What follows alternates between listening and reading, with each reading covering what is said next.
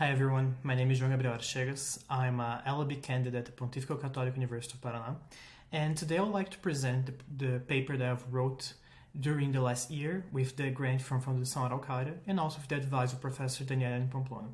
This paper is entitled Incorporating Democracy. Is that a corporate legal duty to disrespect democratic governance? So the first thing that I'd like to point out is just to contrast these two op-eds that were made in the New York Times 50 years apart from each other. The first one, from Milton Friedman, says that the only social responsibility that a business should have is just to increase its profit, because if they do that, the whole society in which they operate would benefit from that.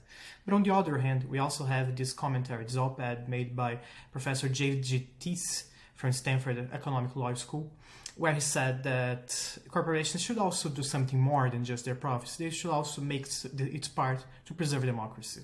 And one could ask me, what has changed in these 50 years? Well, of course, a lot has changed, but I would like to just highlight two major developments in the international arena. Namely, on the first image, you can see that is the current ongoing democratic crisis, that we're currently living on the third wave of autocratization. And also on the second image, the bottom one, you can see this large increase in foreign direct investment in trillions of dollars, so reaching in a certain point of time more than $3 trillion. And of course, this has a direct impact on how businesses are operating in the transnational arena.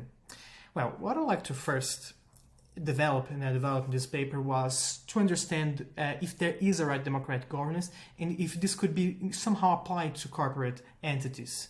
So to do that, I first looked at Professor Thomas Frank's Right Democratic Governance, considering that it was published exactly 30 years ago. So I thought it was a great time to revisit it. And this right would be grounded on these three main elements, namely the right to self-determination, freedom of expression and association, and electoral rights and its oversight by foreign actors.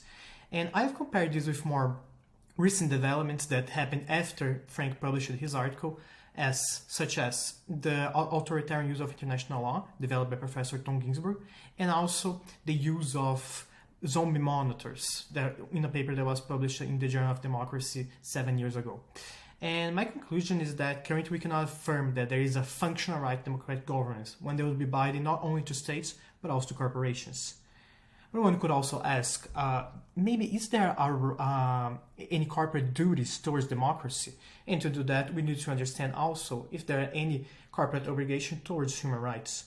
And of course, even though we have some major developments in this field of business human rights in the past years, mainly through the Ruggie Principles in 2011, we cannot say that there is a functional obligation for these corporations to respect any human rights, even this democratic governance right. But we cannot forget, and this is why I'm bringing Butler to this research, that there is a possibility that business can actively engage and defer to international rules, even though they are not formally binded by them. And I just brought here some quick examples of companies in the past years trying to abide to the rights of democracy, as I call in the paper, and also some states that were trying to push companies away from interfering with these rights. So what are the conclusions of the research? First, that it is possible to observe this emergence of a common understanding between states and private sector, that this corporate attacks towards a democratic governance should be avoided, they are not accepted. But this is still an ongoing phenomenon, and I do believe that we need to analyze it in the coming years with more information, mainly on how the democratic crisis will go and what will be the corporate impact towards it. Thanks so much for your attention.